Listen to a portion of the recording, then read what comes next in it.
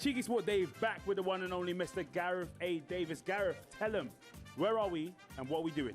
Well, obviously we're in New York, Nueva York. We're in Queens. We're in the district of Jackson Heights. That's right. The question is, who is Andy Ruiz Jr.? Junior. So who is Andy Ruiz Jr.? Well, he's a heavyweight fighter, so I wish the best, and I think he's gonna win. Es un boxeador talentoso, tiene buena pegada y sé que va a ganar, sabemos que va a ganar.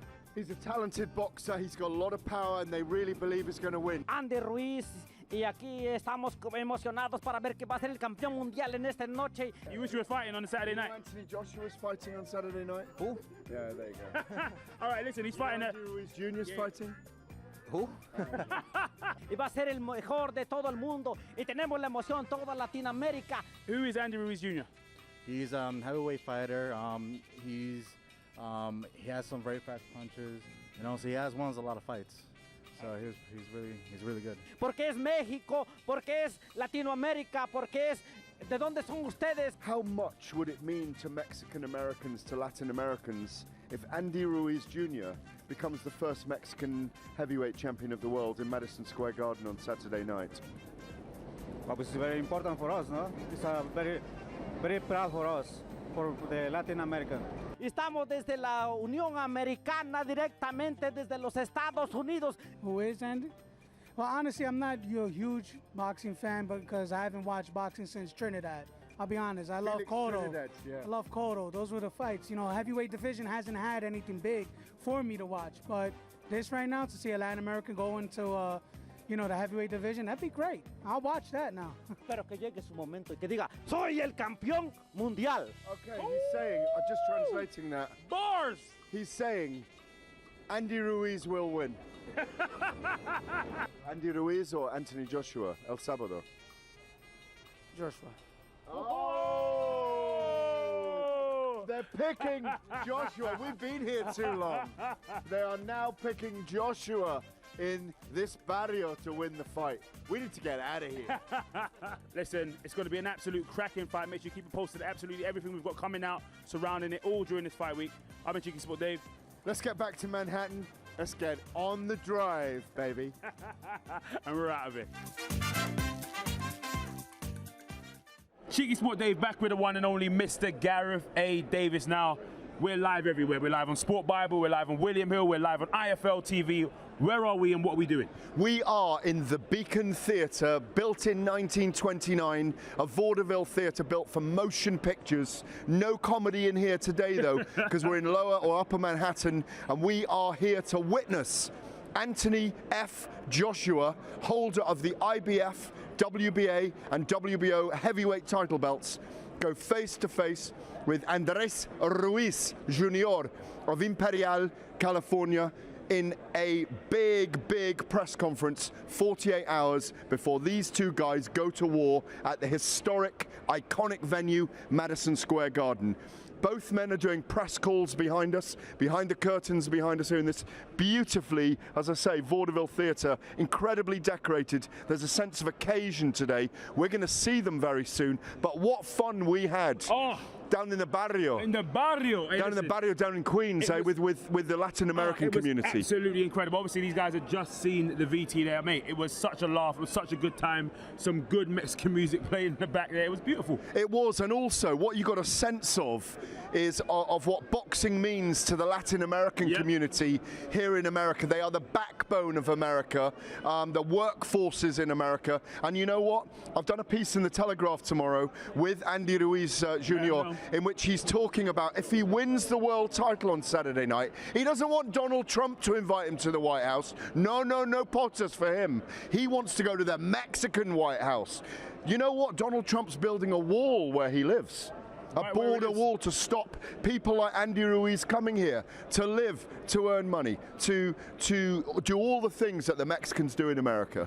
Oh, listen, on top of that, so in essence, he is fighting for more than just the world titles. He's fighting to become the first Mexican blood heavyweight champion of the world, and it means so much to him, to La Raza as they call them. It means so much. He believes it's his destiny to win the world title and be the first Mexican to be crowned a heavyweight champion. Absolutely. Listen, obviously they are topping the bill of an absolutely incredible card we've got here at Madison Square Garden. Let them know what other fights we have on Saturday night. Well, a very big fight really is Katie Taylor trying to unify and become the undisputed 135-pound women's lightweight champion. The Ring Magazine belt will be presented to the winner of that against, I say, Delfina Persson from Belgium. 43-1 her record. A real pro, been a pro for a decade. Very tough woman, awkward fighter, tall fighter. Katie Taylor with those blurringly fast hands. It's going to be an all-out war.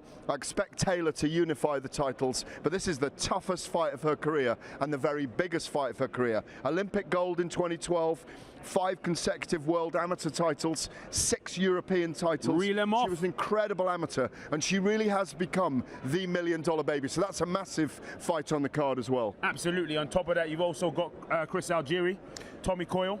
That's a real fan's favourite fight. 2 men that love to go to war. Algieri, we were with him yesterday.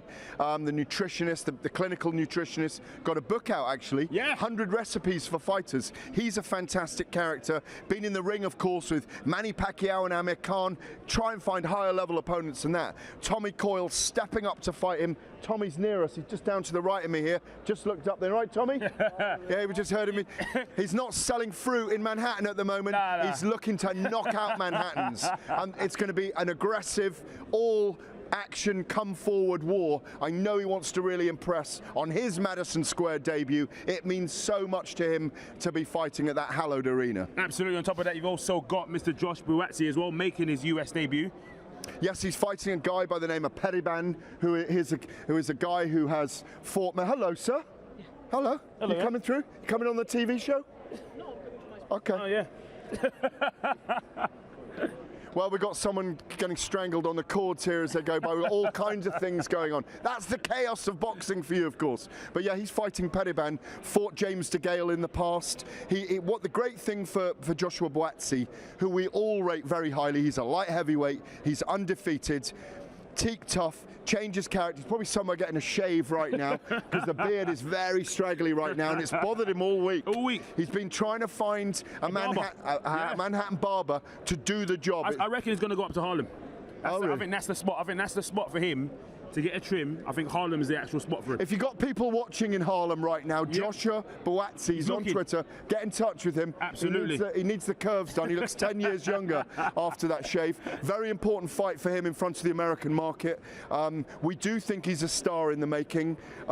Doesn't cut a lot of weight at light heavyweight, 175 pounds. Olympic bronze medalist in Rio in 2016. My word, has he come on in 3 years. Absolutely. Extraordinary character, lovely man, religious guy, but you know what?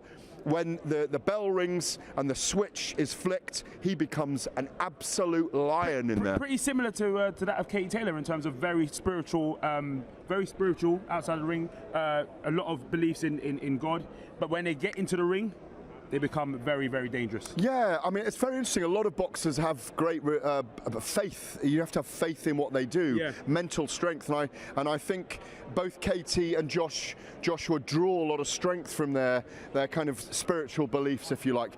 He's in a great fight. Callum Smith, of course, late notice fight, but he's been training for a long time against Hassan Ndam, who's been a middleweight world champion. Callum, of course, the #1 in the world, the Ring Magazine belt holder, winner of the World Boxing Super Series, victor over George Groves in the final of that, really coming into his own in his late 20s, the Liverpudlian, one of 4 boxing brothers, the most talented one, they've always said. I expect him to put on a great show against Hassan Ndam, who's really up for this very similar style, as we've said, to the way that Saul Canelo Alvarez fights. And that's the fight he's targeting next year. They're both on the same broadcasters over here. They're both, so there's a big chance that could be a big fight in America next year as well. Or do they bring Canelo to Anfield? So many possibilities, but Callum's really got to look impressive and get the job done on Saturday night. Absolutely. And for those of you guys just joining us, Cheeky Sport Dave, Gareth A. Davis live at the Anthony Joshua versus Andy Ruiz press conference. We're live on so many different platforms. We're live on Sport Bible, we're live on IFL TV, we're live on Seconds Out. We are live everywhere. We're on Twitter, we're on Facebook, we're on Instagram. Watch the show, tell your friends. If your friends are in Manhattan anywhere, send them down to the Beacon Theatre on Broadway. I think they're allowed in. Maybe they're not. But it doesn't matter. You can pretend you're media, of course. Look, he's getting people back. He just wants to get people back to the door. Dave pretends he's media all the time. I got me one of these. but we're here. It's a historic part of the town. It's a great venue for this. It's got a real feel about the place, doesn't it? It's got a real presence. A real grandeur. I've got a grandeur. That is the word, it is indeed. a real grandeur. And there is a grandeur about Joshua as a heavyweight champion. He carries himself so brilliantly. He's kind of the good guy of the division, isn't he? He is. Wilder's a bad boy, Deontay Wilder. Tyson Fury's this incredible character who goes from clowning to this kind of sublime boxing giant at 6'9" and 18.5 stone. It's a fantastic division at the moment. Dillian White's kind of chomping at the bit all the time to get at these guys as well. Dave Allen was behind me earlier. He's out here, trained, of course, by Darren Barker now. He's got David Price. Later on in the summer.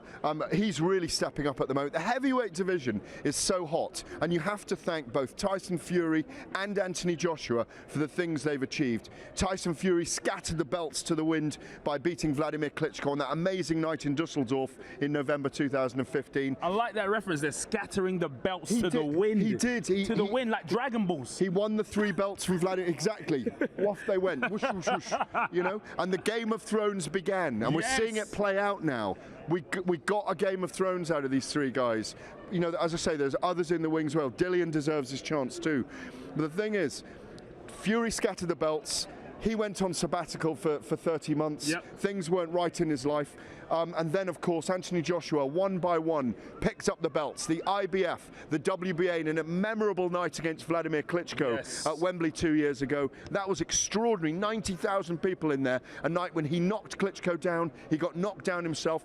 And he banjoed him in the 11th round with an amazing uppercut. That night we saw how dangerous in close quarters Anthony Joshua's uppercut is. And that uppercut, just like Ruiz's left hook, could be the formidable punches, could be the ending punches of this incredible fight. And I think Anthony Joshua needs, he won't say it, but he needs to make a statement at Madison Square Garden on Saturday night. I genuinely believe he knows that, and I think that's exactly what we're going to see out of this fight. I think we're going to see an accomplished performance. I was speaking to a lot of fans yesterday. Accomplished is fine. Yeah. We want dramatic, devastating, decisive. We want a killer knockout, basically. We want one body knocked out on the canvas on Saturday night. You want to see body shaking? No, this is heavyweight boxing. It's about knockouts. It's about big punches. These are the big men. You know, Andy Ruiz is a massive underdog in this fight. We know the odds. Joshua's a minus 2,400 favourite in this fight. To use an American boxing, to use an American betting odd, minus 2,400 in the odds. That's huge, absolutely enormous. But you cannot write off the underdogs in heavyweight boxing. We've seen it. Look what Buster Douglas did to Mike Tyson in the Tokyo Dome in 1990. We've had so many upsets in boxing. We learn to expect the unexpected. I've just been behind the curtain with Andy Ruiz Jr. and the media doing kind of pre-fight interviews before the press conference. He's so calm. He's so relaxed. Yes, he's picking up a $3 million payday, but he's here to change the course of history. And Anthony Joshua knows that. I want Anthony Joshua to come out today and say, I'm going to make a statement, because he needs to say that.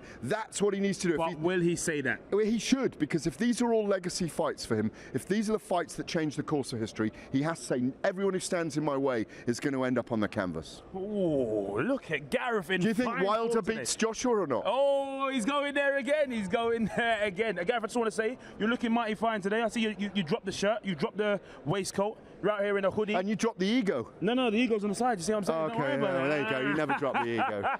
We're brothers. Always. Listen, what can they expect from this press conference today? You said you want to see Anthony Joshua make a statement. You've seen Anthony Joshua in several press conferences. What can they expect from this press conference today? Not a lot of comedy, even though we're in a vaudeville theatre, but I expect no drama, but I expect a very serious face-off. What we will see today, and this is part of the press conference. It's the first time they face off, isn't it? They face off in front of us. They face off facing out, but they face to face as well. And we are going to see just why Anthony Joshua towers over Andy Ruiz. He says 6'2" on his box rec record. He's more like 6 foot, I think. And Anthony Joshua, I think, will look 6 inches taller than him. He's got a 6-inch reach advantage. He will look massive compared to Andy Ruiz. And people will watch today and they'll go, this guy's just too small. This guy's not going to be able to get to Anthony Joshua. But he's very light on his feet. He's got good footwork. He will get on the inside. Anthony Joshua's a slow starter, so he's going to have to use his jab early on and keep Andy Ruiz at bay. He's promising war. He's going to let his hands go. He's going to go out on his shield like a warrior. But what we can expect to see today, you do get a sense of the energy between two people, you know, but they are, Anthony Joshua is not a guy given to outbursts, to taunting opponents. It's not something he normally does, and I don't think we'll see it with a cherubic-faced Andy Ruiz either. We saw a little bit of needle with Mr. Miller. A little bit, because I think he was prodded and poked. I think sometimes we saw this. Boom. We saw a lot. Absolutely. No, Jarrell Miller was brought out to be the noisy American on Joshua's debut, to give him problems, to be durable, to take him at least 6 or 7 rounds, to test him in that way, to test Anthony Joshua's mettle in America. But of course, silly boy, test positive on 3 separate occasions for 3 banned substances. Absolutely foolish. Joshua was brilliant about it as well. He said he felt sorry for him. It was a very good response, a very cool response, maybe the right response. Joshua's only rattled when you say you're going to date his mum, if you remember. Because Miller said, I want to date your mum. Anthony Joshua didn't like that. You know? Not at all. It got under his skin. Miller succeeded in getting under Joshua's skin when DAZN launched their broadcast team here. That was the beginning of it. That was the beginning of the beef between the two. Miller wouldn't stop chopsing to the side. It was Anthony Joshua's moment. If you remember, he was standing there with Alexander Povetkin. He was. Joshua wasn't interested in Alexander Povetkin. They were shaking hands, giving hugs, just putting their hands up for the camera, smiling together in unison. And Jarrell Miller was the guy that Joshua wanted to fight. They made the fight in that moment. He pushed him at the next press conference in New York. Joshua, do you remember, jumped off the stage? He was rattled. He was calling other people over. I'll have a go at you. That's what I would do if I was fighting Anthony Joshua. You would rattle him. Of course. You would rattle him. Under his skin, hit him low, elbow him, headbutt him, headbutt him early. I do all, of course. Because everything favours Anthony Joshua. This is his promotion. DAZN, this is his promotion. Andy Ruiz has told me he is concerned about the fight going to the cards because Joshua will get the decision, he believes. Does he think it will do? Does he believe? He says there's going to be a knockout in this fight. And he is going for the knockout against Anthony Joshua. That is his best chance, in my view. I don't think he'll outbox Anthony Joshua for 12 rounds. And if they go 12 rounds, I agree with him.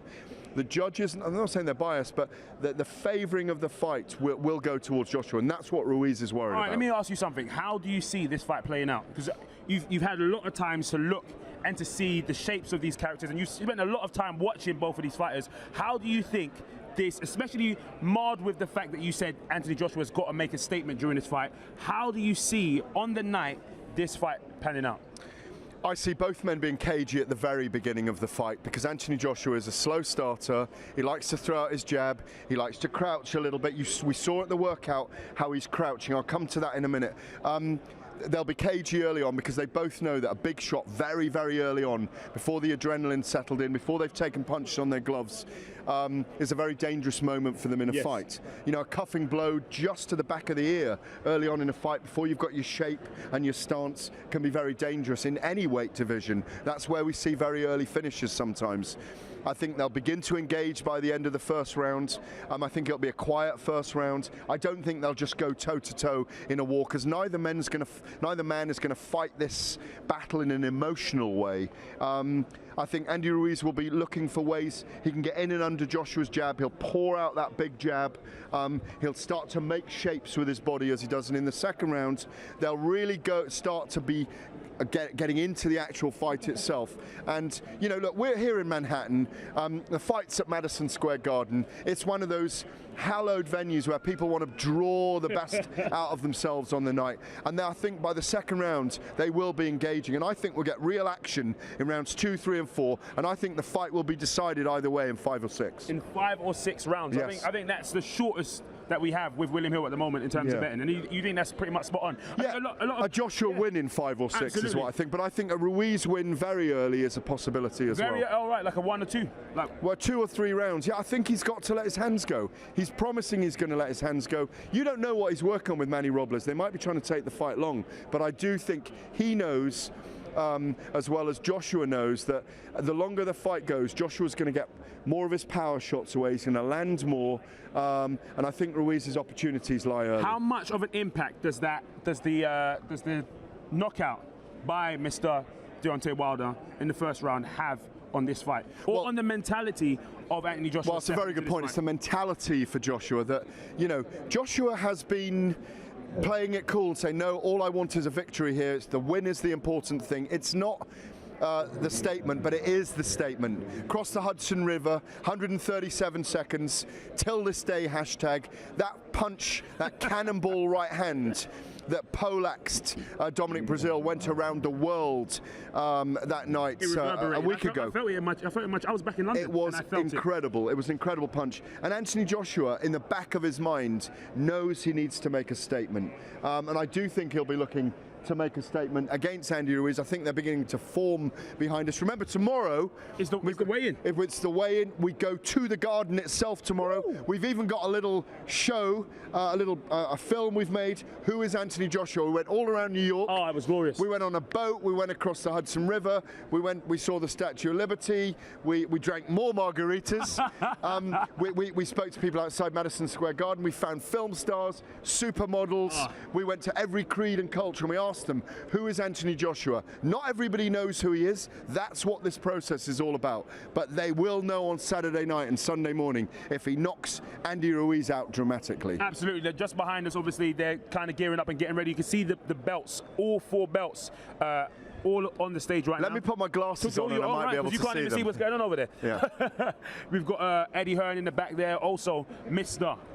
Buffer himself. Ladies and gentlemen. Yes, indeed. Yeah, he's warming his voice up over there somewhere. He's getting some gargling. Do you know what? I'd love it if he just broke out into a bit of New York, crooning like Frank Sinatra right now. I wonder if we can get a request over him to give us a little bit of music. I wonder if Mr. Buffer will sing Frank Sinatra. No, he can't hear me. He's just going through his lines. Absolutely. Cool as he ever is, of course. Yes, but the belts are there. Mr. Buffer's getting into place. The machinery of this big moment, this set piece, normally on a Wednesday, but on a Thursday this week, before we go to the weigh-ins tomorrow. And it will be dramatic, because all the fans will have come in by tomorrow, and we'll get noise, and we'll get atmosphere, and you'll start to feel just why so many of us love these big nights in Madison Square Garden. Absolutely. What goes through the mind of a fighter on press conference day? Obviously, it's a formality. It's something they have to go through, especially for these professional fighters. They've done it so many times. On a day like today, you was back there with both of these fighters. What goes through their mind on a day like today, addressing the media on a press conference? Well, I think for the two men, on Monday night we were with them in a loft bar, and they were just having a quiet evening, very relaxed evening, interviews with the media. On Tuesday they did workouts.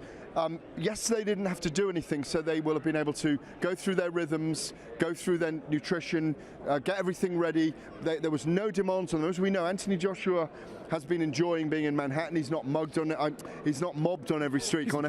I hope he's not mugged on every. Who'd mug Anthony Joshua, eh? Oh, mug you, yeah. A mug to mug him. But Andy Ruiz clearly enjoying the week as well. Backstage with them, they are very relaxed, both of them. And of course, there's just this. Then they go back, a jog or a light bit of training, same tomorrow, weigh-ins, and then it's just a wait for Saturday. I think by now they're both really anticipating the day, but there hasn't been a lot of pressure on Anthony Joshua, not like there normally is. He's not doing car wash interviews all over the place.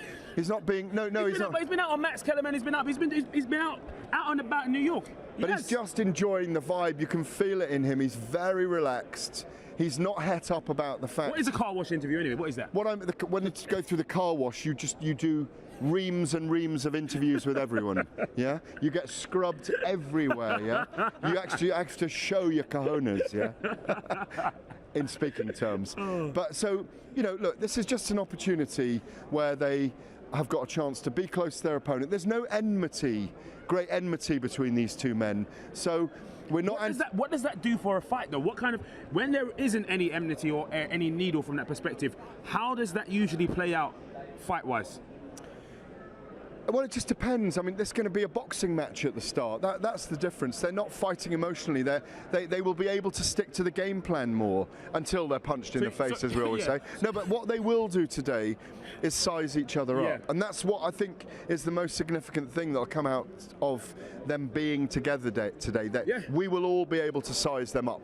We don't see them until their shirts tomorrow until their shirts are off. And that's the moment people will start to go, oh, Andy Ruiz is too big, he's too fat, he's a fat slob. All those things will come out. A chubby kid with a man boobs. That's when all those insults will come out tomorrow. I'm talking about you now. I'm talking about you. All right, Gareth, listen, I'm talking about you. Don't hold back. When you take your top off on weigh-in day, I say all those things. I don't say them out loud. When I take my top off on weigh-in day, you know what I mean? You'd think I'll be getting in there myself, mate. I know that. Gym 4 times a day. Listen, you're always trying to impress Anthony Joshua with your packs and your arms, telling me you're in the gym 4 times a day. You been in the gym today? I haven't been in the gym. Well, I have. Doesn't do me any good. But but we'll be sizing each other up, and they'll be waiting for the moment. They'll just go away with thoughts in their mind. You know, of course they will. Fighters are always sizing each other up. But you never know. You have to expect the unexpected in boxing. Weird things happen. But I don't think that Ruiz is going to do a Jarrell Miller today and shove Anthony Joshua. Joshua thinks what Joshua's happy about with this opponent Ruiz is that if he lives up to what he says he's going to do, which is he's going to come in there like a proud Mexican warrior and let his hands go, that suits Anthony Joshua, because he's going to look to counterpunch him and knock him out dramatically, and that's really all he wants. So we're going to be able to see, in essence, the actual skills, like the really good fine detail and skill of these fighters during this fight, in essence. Yeah, we will. I mean, but remember that, and Joshua said it himself to us, you can pick out 15 bodybuilders from a gym who look amazing, who are 6'6", but they don't have heart and spirit to fight. Mr. Ruiz clearly has that. 33 fights, 32 wins. His only losses to a 12-round majority points defeat to Joseph Parker in New Zealand for the WBO title. He's got 21 knockouts on those 32 wins. He's been fighting in the streets since he was a little kid. He was fighting the police at the age of 12. He avoided being in the gangs, the gangbangers as they call them here, as we've laughed about all week. And he's boxing has saved him. He said that just now. He said boxing saved his life. Anthony Joshua, though, may have created his future. That'll be a great moment to sign off, but they're still moving behind us. The machinery and the furniture is still moving. Your mic drop moment early. Boom. You know what I mean? What's going on with that, Gareth? I'm just playing around. We can keep going. Of course we can. Absolutely. Now, listen, we've been here all week. We was out there in the Latin community speaking to the Latin Americans, a lot of Mexicans as well. What were their thoughts on Mr. Andy Ruiz Jr.? Well, I think, we spoke to Puerto Ricans, Dominicans, Colombians, Mexicanos, and they were all fascinated by the fact that a Mexican was fighting for the heavyweight championship of the world. I'll repeat, there's never been a Mexican heavyweight champion of the world. And what it means to the whole of the Latin American community, it's a boost because it promotes the fact that they have a resonance in this society. You know, America is a vast continent. It's a fascinating place to come. And so it would resonate for all of them. It's a bit like the Brits that have come over here have been considered world champions when they've succeeded here. Before they came here, they were just considered European champions, all the way back to Tug Wilson in the 1880s. Who came over here and fought John L. Sullivan, a 4-round bout for the heavyweight championship of the world. Phil Scott, the horizontal heavyweight, fainting Phil. He got 7 wins from pretending he was knocked in the cojones. He used to faint. Wait, he got 7 wins? You know, I think even Tug Wilson was down 24 times against John L. Sullivan, but he still managed to get through the 4 rounds. And he got $1,000 for the bout, and he opened a pub in Leicester. Anyway, there's a bit of trivia for you. It's absolutely true. pub knowledge there. But apart from them, and you go all the way through the years then, Ken Buchanan, one of the most famous boxers ever to be exported from Britain and Scotland, 5 fights at Madison Square Garden, 2 of them against amazing Panamanians, Ismael Laguna and Roberto Duran, of course. I Am Duran is out right now. They're beginning to assemble behind us, the big men and the big men and the big men. Eddie Hearn, the big man up there, yet is he? Boss okay, man, they're about to begin. No, they're not about to begin. Joe Calzaghe, Yep. Ken Buchanan, Bring him. Nazim Hamed. Bring him off. Nazim Hamed had a Rock'em Sock'em Robots fight with Kevin Kelly 22 years ago at Madison Square Garden. Joe Calzaghe ended his career there, dramatically down in the first round, beating Roy Jones Jr. on points, having beaten Bernard Hopkins in Las Vegas a year earlier. Ricky Hatton, the sojourn here through America. Amir Khan, all these guys had to come to America to really prove themselves. And I think that's history in the making, and the fact that Anthony Joshua, as he said, using the Conor McGregor phrase, he's not here to take part, he's here to take over. It's a very brave thing to say, because he's still got a long way to go before he takes over. When you say he's still got a long way to go, how long does he have to go? He's the heavyweight champion of the world. Are you saying he's not? No, there's 2 heavyweight champions of the world. We're going to get into the Wilder Joshua debate again. Listen, it's fine to do that. What I'm trying to say is, how far does he have to go? How much more does he have to do? You said he's got a long way to go. Long. How long is that road? How long is it? Long. He's got a long way to go. Let me tell you why. Why is that? Yeah, exactly. And he knows that. Yeah, but let him know why. He's still a work in progress. Because people are sitting there He's thinking, 22-0 with 21 knockouts. He's got, let him know. No, listen, he hasn't put a foot wrong. Yes. But he's not the finished article. Yep. He hasn't unified the division. Well, he's unified it. He has unified it. No, you unify the division when you win all the belts. Yeah, but that's when he's undisputed. But he has unified. Are you the expert now? No, but he has unified. Listen, he has unified. He unified against Joseph Parker. He unified against. No, that's not unifying. That's winning another belt. Yes, you unify the division by winning all the titles. And that's when you're he doesn't hold the WBC title. Is it not when you're undisputed? It's the same word. Yeah? Yeah? He's a 3-belt holding world champion. Listen, he beat Martin. He beat Klitschko, which was his greatest performance to date. And who did he win the WB off? Parker. He's had 1 great fight so far against Vladimir Klitschko. The legacy fights. So you're not rating the others. Not they're different. They weren't against formidable champions. The night against Vladimir Klitschko, he showed 5 things, if I can remember them: chin, heart, stamina, mentality, and a champion spirit. He showed all of those things on that night. He knocked the guy down, he walked away like Ali in victory. But Klitschko got up, didn't he? And then Klitschko hit him with a long right hand. He got up, he found a second wind, and he came back to win. He carried the occasion. 90,000 people at Wembley. Since then, he's unified the WBO belt, but he still needs the big fight. Here we go, I think we're about to go. Are they locking us off? Peace. Always. Ladies and gentlemen.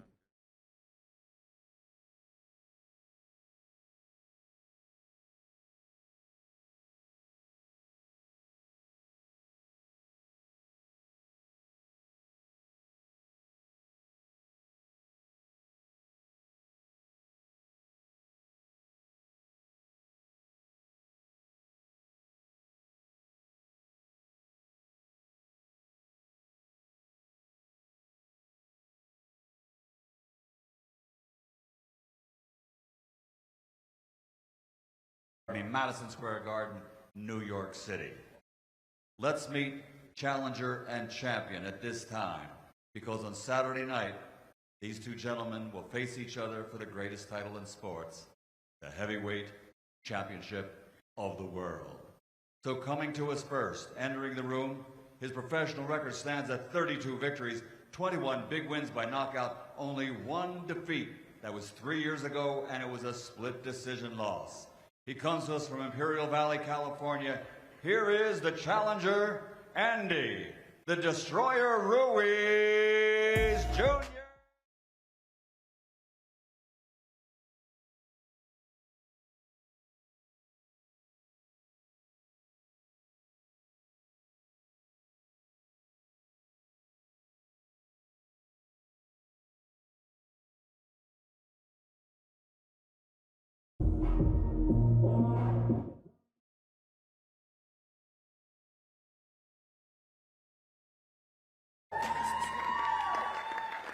Now, ladies and gentlemen, he captured Olympic gold, and now as a professional, a perfect record. 22 victories, 21 wins by knockout. That's all in 22 fights. It's perfect. Ladies and gentlemen, from London, England, the reigning, defending heavyweight champion of the world, AJ Anthony Joshua!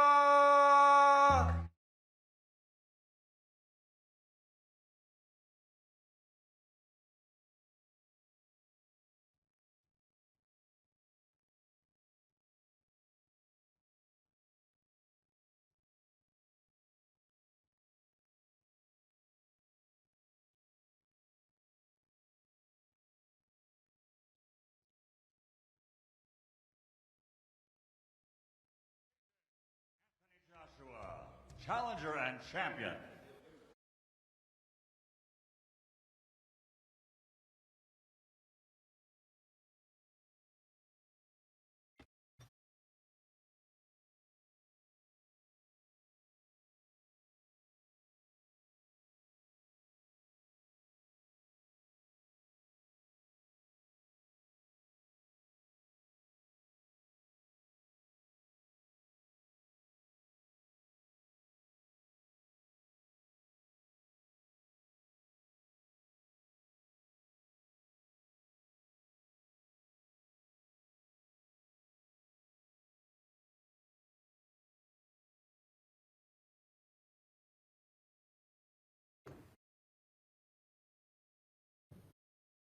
AJ, if you'll stay here for a second. At this time, ladies and gentlemen, I'd like to bring to the center of the stage the president of the World Boxing Organization with a very special presentation of the WBO Super Heavyweight Championship belt presented to the Unified Champions.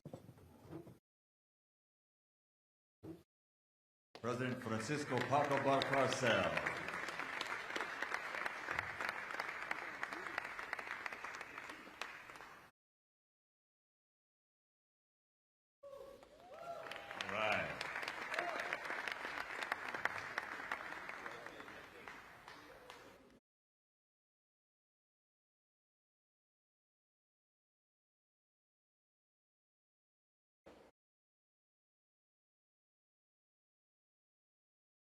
Another belt to the collection, AJ. But ladies and gentlemen, the greatest title in sports, heavyweight champion of the world. And the greatest venue for sports and entertainment, and the mecca of boxing, Madison Square Garden, New York City, USA. A great combination. It brings back memories of names like Rocky Marciano, Floyd Patterson, Joe Louis, Lennox Lewis, Mike Tyson, Joe Frazier, Muhammad Ali. There's nothing like a night of boxing at Madison Square Garden when it involves the heavyweight world championship. So at this time, here to tell you more about what's coming up on Saturday night and what to expect, let me turn it over to the man who runs Matchroom Boxing, Mr. Eddie Hearn.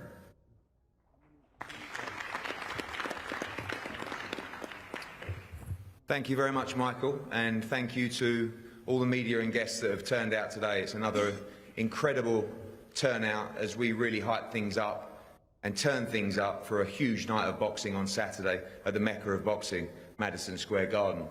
I think that sometimes as a team and as a promoter you have to pinch yourself whenever you're at Madison Square Garden. We've been lucky enough to stage 2 World Championship events at the theatre, but for Matchroom Boxing we make our debut at Madison Square Garden on Saturday as a promotional company, and to do it for the Unified World Heavyweight Championship is an absolute honour, and to do it whilst representing the #1 heavyweight in the world in Anthony Joshua is an honour as well. Some very quick but important thank yous to our sponsors on Saturday night, to our new friends, to the family, to Cartier and Hennessy, welcome, and to StubHub, to JD Sports, to William Hill.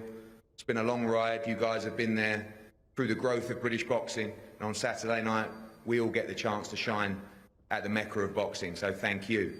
This fight is broadcast to over 100 countries worldwide, and 2 of our broadcast partners are absolutely integral to not just the growth of boxing in those territories, but the growth of our business and also the support of Anthony Joshua as well. Firstly, Sky Sports, our UK broadcaster.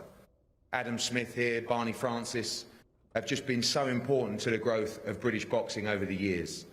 They made a move with us, thankfully, many years ago to make them their exclusive promoter on the network, and it's seen the rise of British boxing grow and grow, filling out arenas, making us the true icon of boxing in terms of British boxing from the worldwide sport.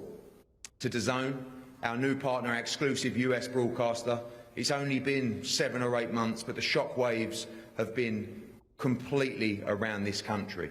A completely new way to digest content. Your $80, your $90, your $100 pay-per-views, a thing of the past, coming off the recent successful Canelo-Jacobs fight on May the 4th at Las Vegas. Now we move on to Joshua Ruiz, Golovkin next week, and so much more to come from this incredible new platform that really is delivering for fans. So thank you very much as well. To Madison Square Garden, again, what a pleasure, what a team. Joel Fisher, Sal Federico, this place just, any fighter will tell you, any fan will tell you, makes the hairs on your arms stand up, gives you a tingly feeling every time you walk in there. We were there in December for Canelo, and now again for the Heavyweight World Championship on June the 1st. To the American fans, thank you very much for embracing not just us, but more importantly, Anthony Joshua. This week it's been incredible, and part of the development of Anthony Joshua as a fighter and as a brand, of course, is to take him worldwide, keep growing that incredible profile around the world. To the UK fans, incredible. More than 8,000 of you in the Garden on Saturday night. We know it costs a lot of money, but your support and the atmosphere you will create in this special arena on Saturday night is going to be something I hope you never forget. And we won't forget that support that you've shown to Anthony Joshua and the entire card. And when you talk about the card, we wanted to make sure that we invested in the card to give unbelievable value for money on Saturday night, to give our young stars the chance to have, in some cases, career-defining fights. In others, a chance to be on an incredible platform. Katie Taylor going for the undisputed lightweight world title at the Garden on Saturday night. Ireland's potentially, or possibly, I believe so, Ireland's greatest ever athlete. Joshua Buatsi, bronze medal Olympian, getting a chance to shine at the Garden. Josh Kelly in a huge step up. And also Callum Smith, the #1 super middleweight in the world, gets a chance to make his first defence on such an incredible stage. Tommy Coyle from Hull gets the chance to fight former world champion Chris Algieri, and our young stars Diego Pacheco, Amo Williams. What an opportunity for them as well. This is a massive moment for everybody involved, and we thank you for the support that you've been giving us. We're here, of course, for the main event press conference. We were here a couple of months ago, feels like yesterday, when another heavyweight decided to give Anthony Joshua a shove on the stage in front of you. He talked the talk, he couldn't help himself. He couldn't bring himself to try and genuinely and honestly beat the unified heavyweight champion of the world. Once the 3 positive drug tests came in, we searched for a new opponent. I wasn't under any instructions, it was whoever you want. Someone sent me a direct message on Instagram. I'm fighting Saturday, give me this fight, I will fight harder than any of the names you've mentioned, and I will give you a better fight, and I will beat Anthony Joshua. Okay, that got my attention. We had a look, we saw him deal with and stop Alexander Dimitrenko on Fox at the StubHub Centre, and the discussions continued. And I found a man that, of course, you know, with TGB and PBC, the deal was important, but who had a burning desire to create history, create a legacy, and become the first ever Mexican world heavyweight champion. And I have to say, from this side of the table, we respect Andy Ruiz for stepping up and taking the opportunity, and we know that we're in for one hell of a fight on Saturday night. On this side of the table, we couldn't be more proud. A young man who turned his life around through the sport of boxing, who had a very, very brief amateur career that had a silver in the World Championships and, of course, gold in London 2012, became a national hero. Started his career, the expectation was high, boxed all over the country, filling arenas, Liverpool, London, Glasgow, Newcastle, everywhere. Before, of course, the defining night when he won the world heavyweight title against Charles Martin. From there, quick defences against Dominic Brazil in just his 17th fight, 18th fight against Eric Molina, a 19th fight, still so raw, with less than 60 career fights decided to unify the World Heavyweight Championship against Vladimir Klitschko at Wembley Stadium in front of 90,000 people. What a night. We will never ever forget. From there, Carlos Takam, 80,000 people at Millennium Stadium. Back to Cardiff again to unify the Heavyweight World Championship again against Joseph Parker. Then Povetkin, 80,000 at Wembley again. And now we've decided to take the trip to America. And when he walks out on Saturday night, we will all be very, very proud of what this young man has achieved. And in a world where we need role models, we need ambassadors, we need people to really drive and influence the next generation, he stands true in this game and continues to set the standard, in my opinion, in the world of boxing. So well done to both of you, and we expect a fantastic night and great fight on Saturday night. Now we're going to get people up to say a few words. I'm going to start. Again, it's been an unbelievable partnership. When we heard the news about Miller, we got together, we stayed positive, we found the right guy, and we expect a complete sellout at the Garden on Saturday night. Ladies and gentlemen, from Madison Square Garden, Sal Federico.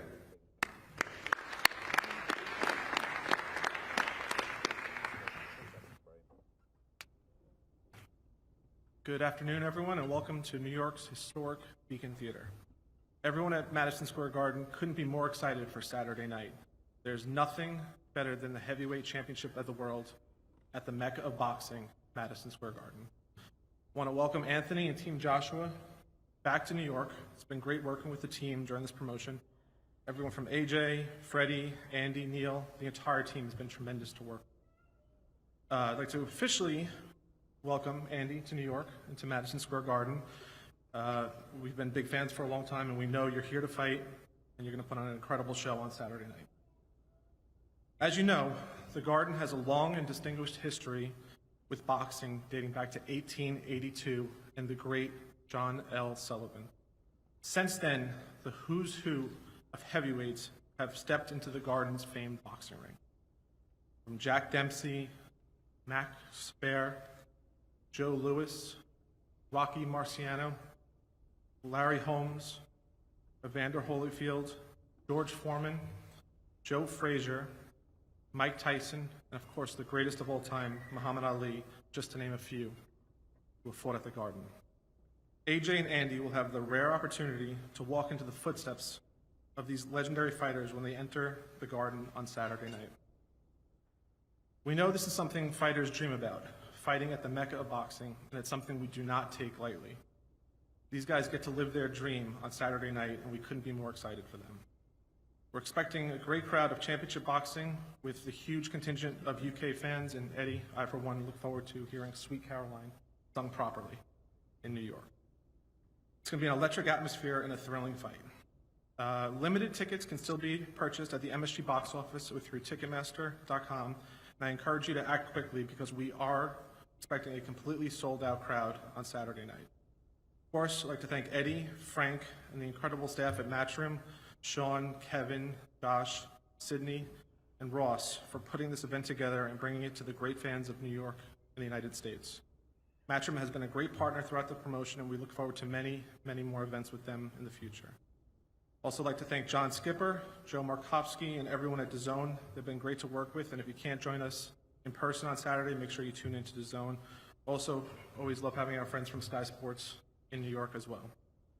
I look forward to an incredible event, and we look forward to seeing you guys all on Saturday night. Thank you.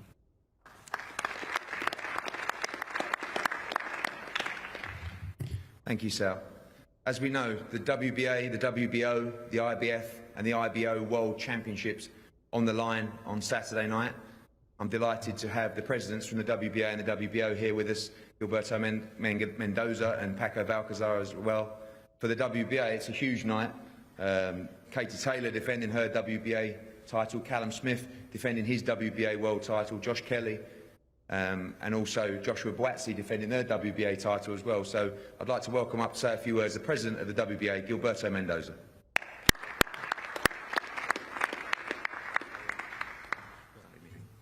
Thank you.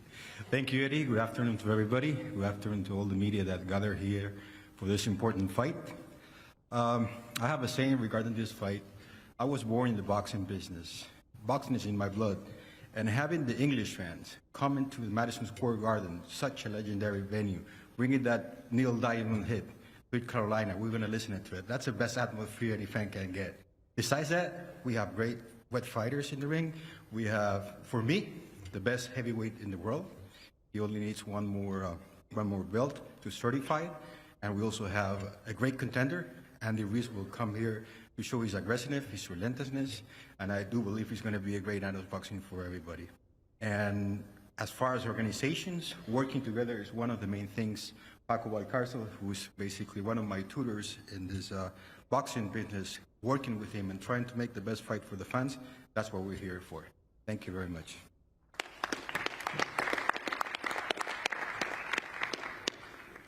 Thank you, Gilberto. And over to a belt that I know Anthony has a new version of now, the one he took off Joseph Parker, and actually one that Andy Ruiz thinks he should own as well by now. The president of the WBO, Paco Valcarcel.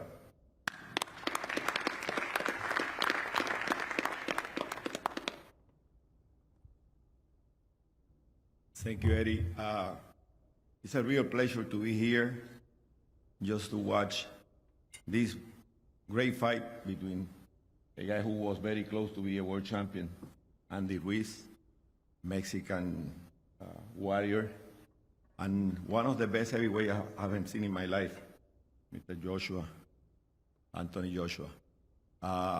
What people have to ask, why this guy can bring 80, 100,000 fans every time he fights.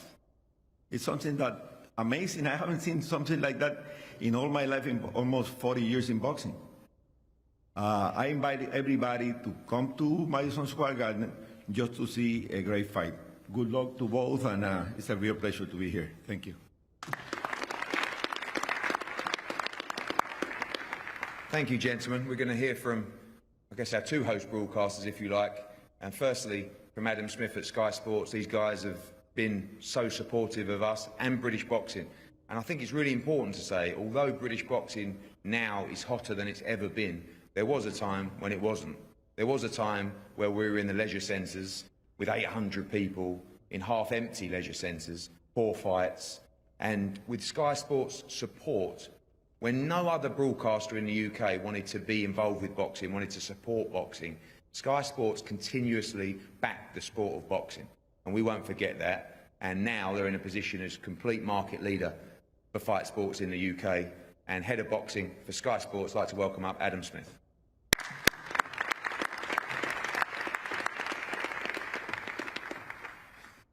Thanks, Eddie. Yeah, there have been ups and downs over the 30 years that Sky have been committed to boxing, but I think it all changed in 2012 when this man struck Olympic gold in London.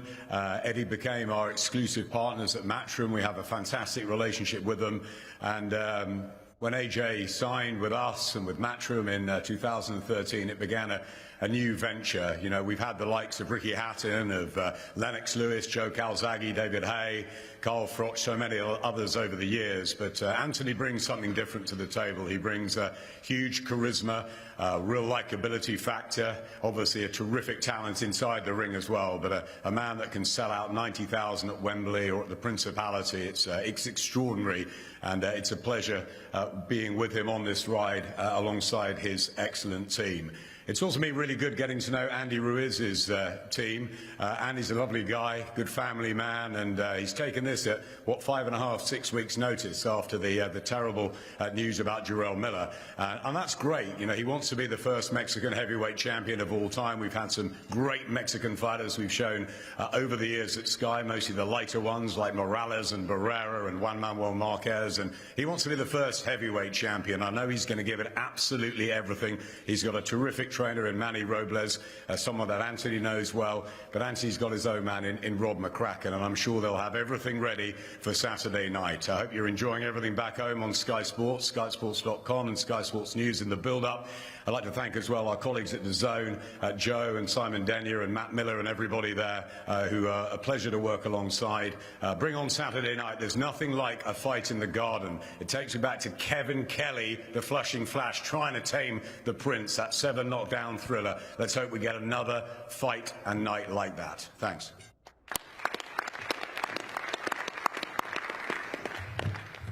Thanks, Adam. And again, going into the US markets, a major night again for DAZN on Saturday. As I said, we saw the great fight between Jacobs and Canelo May 4th. This is the Unified Heavyweight World Championship on DAZN. And again, in a period of around 8 months, you look at the talent that have teamed up and joined the DAZN platform. Of course, the two biggest stars in boxing today, Anthony Joshua and Canelo Alvarez, Triple G, Danny Jacobs, Demetrius Andrade, Maurice Hooker, Tevin Farmer, Saur Rungvisai. I mean, the list goes on, and it's only the beginning for this incredible platform that really is one that fans should truly embrace. I'm going to bring up now the MVP, as I call him, Joe Markowski.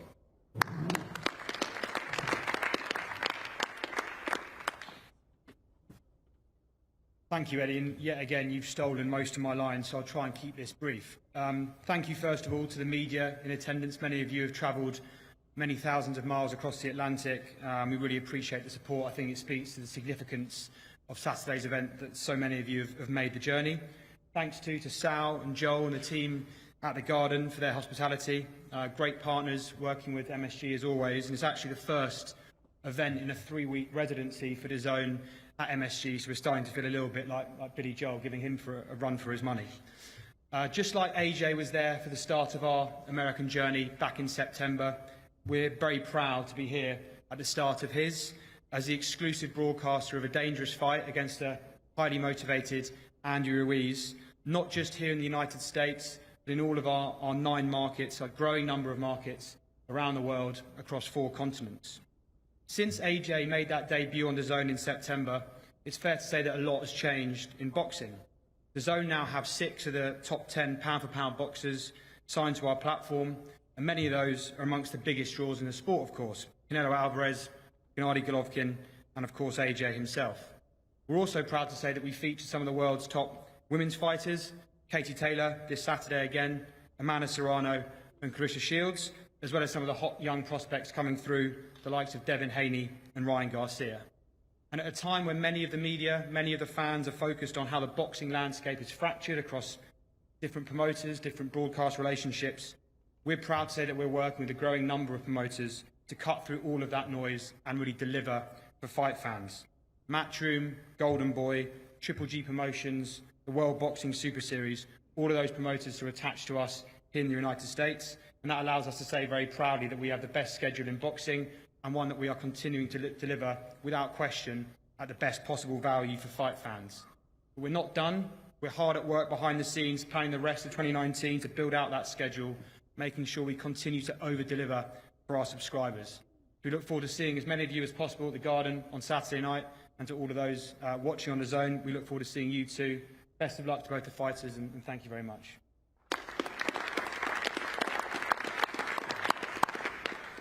Thank you, Joe, Adam. At this time, we're going to go to the fighters. I believe we're joined live now on Sky Sports News in the UK, of course, live on DAZN as well. We're going to go to the fight teams. Firstly, the trainers. A gentleman to my left who I think we all have a great amount of respect for. Our class was one of the top trainers in the sport of boxing. I was a little bit worried when I found out he was actually training Andy Ruiz, because he had a crack of the whip before with Dominic Brazil. He had Manny Robles in London. He got a chance to see 7 rounds with Anthony Joshua up close, and now he has a second chance with his charge Andy Ruiz to become the unified world heavyweight champion. Ladies and gentlemen, the trainer for Andy Ruiz, Manny Robles. Thank you, Eddie. Thank you to the entire press that's here today. I don't have very much to say. All I can tell you is that my boy here, Andy Ruiz, is ready. He's ready for the challenge. We had a great camp. You know, people think this was a short camp, but in reality it wasn't. We've been in the gym for pretty much 15 weeks, and we had a tune-up fight in between, so of course we got the big call, and you know, we're taking advantage of this great opportunity. Thank you to Anthony Joshua for giving us a chance. The crack of the title, we're going to give you a run for your money, that's for sure. And everyone, we're going to be walking into Sweet Caroline, but we're going to be walking out to México lindo y querido. Esta va para toda la raza. Viva México!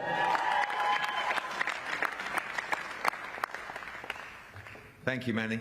A guy that has been with Anthony Joshua from the start, even back in the amateur days, a mentor to Anthony Joshua, an advisor at times, and of course a trainer who has seen him develop from a novice in the amateurs to the unified heavyweight world champion. One of the top, if not the top trainer in the UK right now, the coach of Anthony Joshua, Robert McCracken.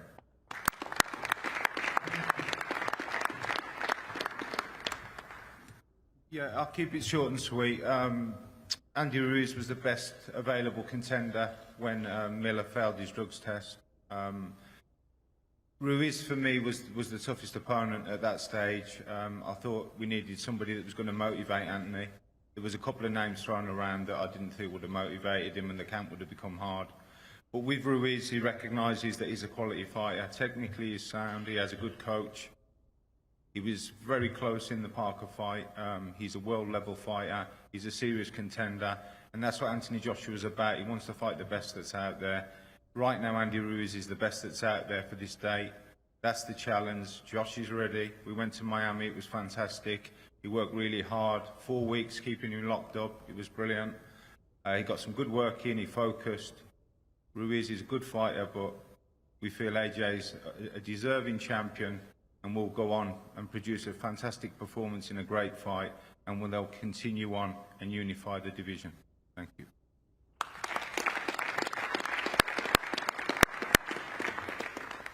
Thank you, Rob. Again, now we go to the fighters. This man, like I said, reached out for the shot. He got it, and I've been following him on social media for the last 5 or 6 weeks. I've just seen a big smile on his face. A man that has no fear going into this fight at all. The man, as he said, is just going to let his hands go and try and become Mexico's first ever world champion. A win would make him just a huge, huge star of the sport of boxing. We know he's motivated and he's dangerous. Ladies and gentlemen, the challenger on Saturday night, Andy Ruiz.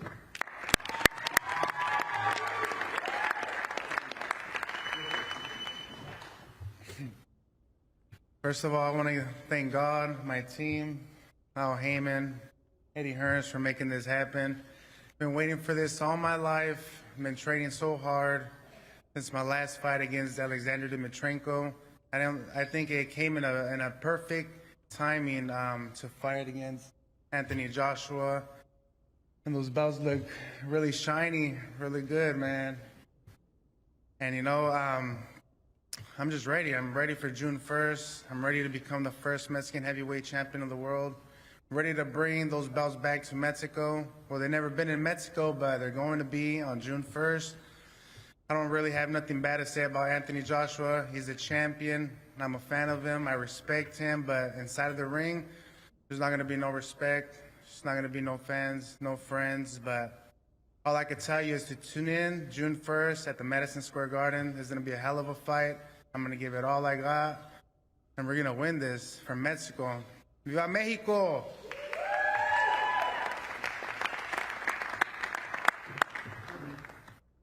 Thank you, Andy. And finally, as we said, an incredible journey to get to this stage. Wembley, the Principality in Cardiff, O2, Manchester Arena, the SECC in Glasgow, in Cardiff. It's been phenomenal. On Saturday, he makes his American debut at the Mecca of boxing. The current reigning unified WBO, WBA, IBF and IBO World Heavyweight Champion, Anthony Joshua.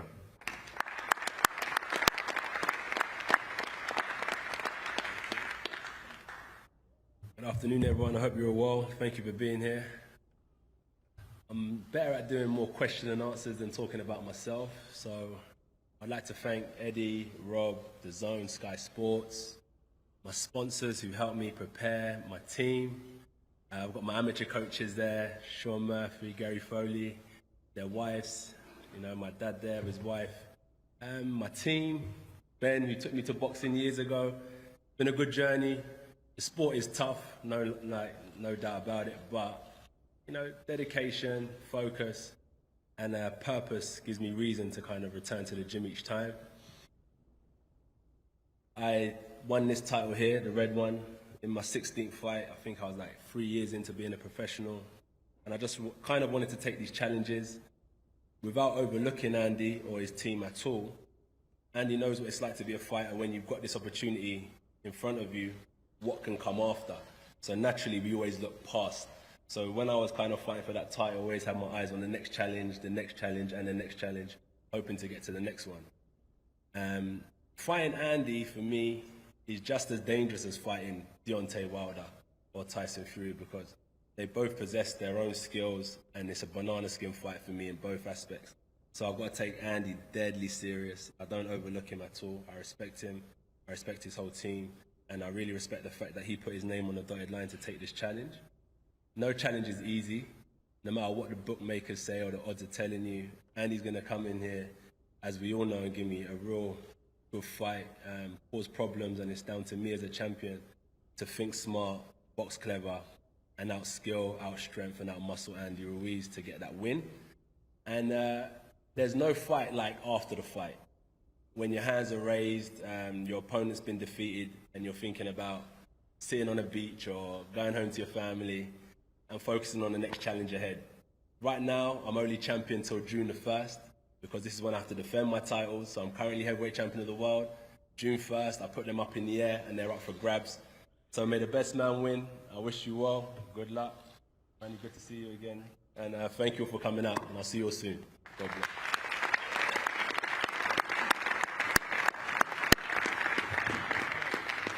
Thank you, guys. We're going to go to the floor to questions, so get your questions ready. You're going to have some mics roaming around. Just one other thank you as well to the incredible team at Matchroom Boxing UK, Matchroom Boxing USA. I try and name them all, but I forget some now and again, so I'm just going to say thank you to everybody. You know who you are.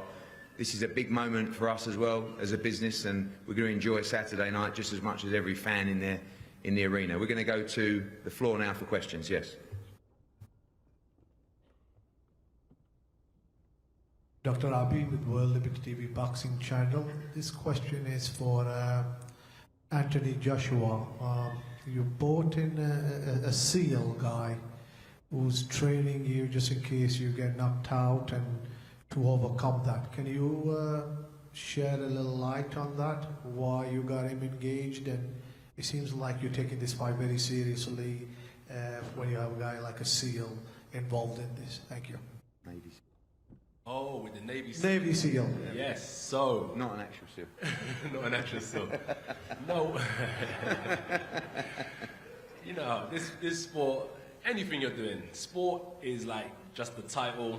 Discipline, dedication is what underlies that in anything you do. Let's say you work, promotion, discipline, dedication. So that's the underlying factor of it all. So I've been fighting now as a whole 11 years, amateur, professional, and I work with only like a few people, Finchley ABC and GB Boxing. And these guys have been with me, developing me, and it was about time that we all came together with the support I had from Under Armour, and we kind of packaged everything we had learned, and we're trying to express ourselves. Even for me as a fighter, because in my culture, you know, I'm Nigerian heritage, I can't talk back to the adults. I can't say anything. Yes, dad. No, dad. Mum. Yeah, no. Yeah. So when my coach is telling me run 10 miles and I'm beaten up, I could never express that with my coach. I'd just be like, yes, sir, yes, sir, yes. So it's just about expressing, bringing ourselves together in certain situations, being under pressure, how you deal with these things. So boxing is, what I'm saying is that's just a title. What the underlying factor is communication, the discipline, dealing with pressure, and you can take that across any field, not only sports, and that's what kind of that was about, is building up the next phase of my career as a person, not just a fighter. Yes. Yes. Microphone in there, please. This is for AJ, Valeria Rubino, B-Sport, Corriere della Sera. Anthony, you said you don't want to be a legend. Who is Anthony Joshua today, and who do you want to be in 10 years? Who is Anthony Joshua today? That's a good question. Yeah, I don't really want to be a legend because I just fade off after sport and just be a family man, which is important to me. Who is Anthony Joshua today? Currently a fighter, a serious fighter, serious about my life. And in the future, I'm going to use my resources, my opportunity and my knowledge to give back to a lot of younger kids, I think. And it sounds boring, right? But through my opportunities, right now, I always believe charity starts at home. So you've got to take care of your family, number one. And then once all your family is uplifted and your friends are in a position, your cousins and stuff, then we can look out to help other people. So that's what I'll be doing in the next 10 years. But right now it's about fighting. Yeah. Andrew Rosario, New York Beacon. Andy, what did you take away from your only loss, and what is it going to take for you to come out champion on Saturday night? I think I learned a lot, you know, from the Parker fight, having to work hard, training harder, especially moving trainers with Manny Robles. Learned a lot from him, carrying the speed, the movement that I need to win on June 1st, and it's going to be a hell of a fight.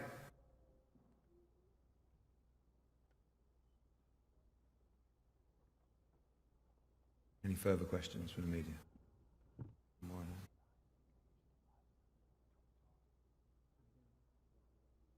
Microphone down here, guys, to the front, please. Hi, Anthony. Jimmy from Boxing Action Magazine. Talk about your training, and also if you had to change anything because of the different opponent that was in between your training. Training, we do a lot of running, a lot of sparring. You had to pick two things for me. You know, if I was a coach and I was looking at my fight, I'd make sure he does his road work, and I'll make sure he does his sparring, so we do a lot of that. The good thing is with my coach is that as much as I love boxing, so, you know, when I'm on the internet, I really only look at boxing. I don't even really like sport anyway. I don't watch basketball, I don't watch soccer, I don't really follow NFL, cricket, baseball. I just like boxing, so I watch a lot of boxing. So with that, I kind of study a lot of other fighters and stuff. But we always just work on myself. Like, my coach looks at me and he's like, Josh, this hand's low, that hand's low, relaxing the upper torso, da-da-da-da. So we've always just practiced on myself. The only change we would have had to make in training camp is when we was looking for another opponent, is if Ruiz Ortiz was to have taken the fight, I would have had to have changed to practice for a southpaw. But other than that, my coach has always been developing me as a person. Like, Andy over here had 105 amateur fights, won 100 of them, came through the professional ranks, you know, basically undefeated fighter. He had a great fight with Joseph Parker. He's very experienced. My career has been a lot shorter than that, so my coach has been drilling me, working on fundamentals and basics. So the only changes we tend to make is not so much towards an opponent, it's only if he was to switch stance to southpaw. Other than that, my coach is just solely focused on making me a better fighter. And I like that approach because I feel like this.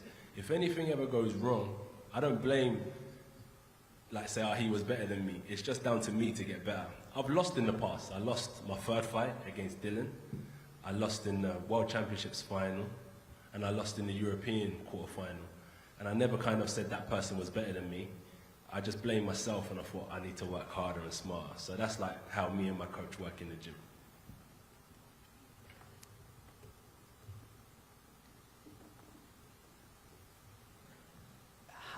This question's for Anthony. The American public the boxing public have really seemed to embrace you being over here. Is it going to become a common theme of Anthony Joshua fighting in the US, or is it just a one-off? You know how it goes, everyone loves a winner. If you're winning, you can fight anywhere in the world. Look, UK has been with me from the start, from grassroots, so I'll never forget where home is and where I'm fighting. But as a world champion, you have to fight around the world, so there's no problem with me. As I said, I love boxing because all you need is a ring, a coach, and a boxing bag. And we can take this setup, training camp, like we did to Miami, New York. We can fight anywhere in the world. So there's no problem with me fighting around the world, but I'll never forget where my home is and where the base is for me, and that's in UK. Also, what's good about fighting in UK, I think, is the emerging talent that's coming up as well. Some people are showcasing their skills on Saturday. So it's good as well to be fighting in the UK because it's nice to have some respect. Like Andy's getting respect from Mexico. American champions fight for America, we fight for UK, so it's good to kind of not forget that we're trying to lift up the sport in UK as well. Solomon Sissoko as well on the card on Saturday, forgot to mention him earlier. Solomon Sissoko, great talent. French fighter, bronze medalist in Beijing. Yeah, one more question here. It's in the middle. Anthony J. Aaron Siegel with FightHack.com. The closer that this fight gets and the more that the public gets to know who Andy Ruiz is, I think the more excitement there is for this fight, and the more of I think people are viewing this as maybe a closer fight than the Big Baby Miller fight. Do you agree that this?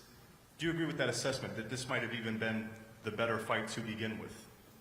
Good question. That's a very good question. That's a question that you might have to ask Eddie.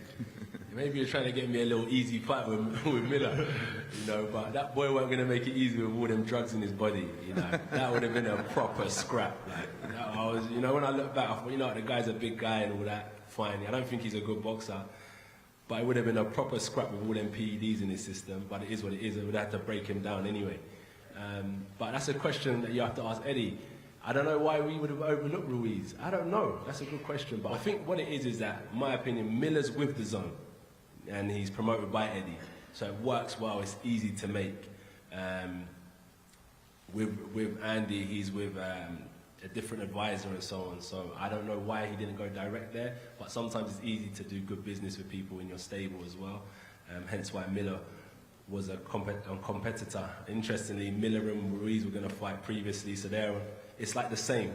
We're all on the same playing field. Ruiz, Miller, myself, we're all fighting for the same cause, trying to be the best in our division. So I'm glad I'm fighting Ruiz as well, because he will bring out the best in me in terms of his style, you know. He uses attributes well, comes forward off the line. His left hook is one of his best punches. It's hurt a lot of people, and it's what comes after that as well. Miller wasn't gonna, I don't think he can box as well as Ruiz in my opinion, but as I said, with everything that was inside of him, would have made it a good fight. Just to comment on that as well, I do think he's a tougher fight than Jarrell Miller. I think the Miller fight was made for a couple of reasons. One, it was a good fight. Two, he does work with the zone. And three, there was that genuine beef between them, and that was evident in the build-up. But I do believe this is a tougher fight than Jarrell Miller. Right. We're going to do one more picture up here now with the two fighters and the belts, and then we're going to break for more media. And we'll see at the weigh-in tomorrow. The doors will open at 2:30 at Madison Square Garden. A message to the UK fans coming over. We made the weigh-in 3:30 p.m. so the flights coming in to New York will all get a chance to see the weigh-in. Please register for tickets. I think we're at about 4,000 plus tickets already, and we've only got about another 1,000 in the capacity we have for the garden. So it's going to be full up. It's completely free. Just register for tickets, and we'll see you for a great atmosphere tomorrow and a wonderful event on Saturday night. Thank you very much.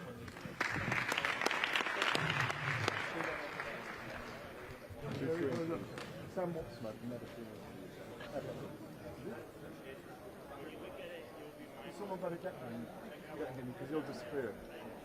Yeah? So how long are we going for now? A comment about it.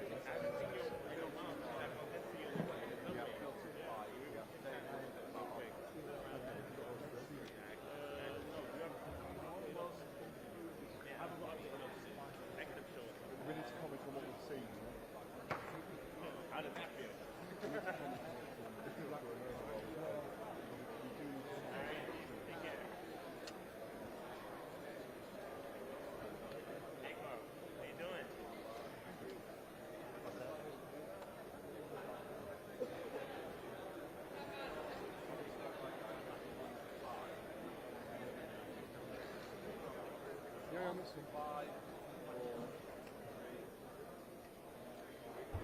Wow.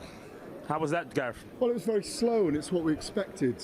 These guys don't do their talking outside the ring. They're both very considered people, total respect between the two, and they will do their talking in the ring in Madison Square Garden on Saturday night. You know, there was no drama, there was no pushing and shoving. It's exactly what we expected. Absolutely. Well, that was a press conference. It's been absolutely amazing to be here. We've got so much more content coming out during the week. I don't know if you guys have checked out and seen the video we did with out in the barrio.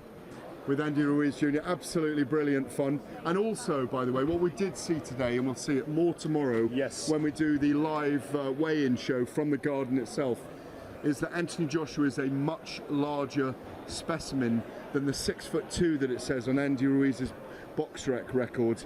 He looks like 6 foot to me, and Anthony Joshua looks a much bigger, towering presence. Yeah, you were calling him 5'11" the other day. He could be. Well, no, he's, so obviously, yep. They're standing off right now. Still very respectful. And as Andy Ruiz says, he's going to flick the switch and go to war with him when the bell rings on Saturday night. Well, like I said, we've got so much content coming out during the week. Keep it posted to absolutely everything over William Hill, on IFL TV, on Seconds Out, and on Sport Bible. We'll be back tomorrow, live at the weigh-in, and then Saturday night, where it all goes down at Madison Square Garden. I've been Cheeky Sport Dave. I'm Gareth Davis. We'll see you tomorrow.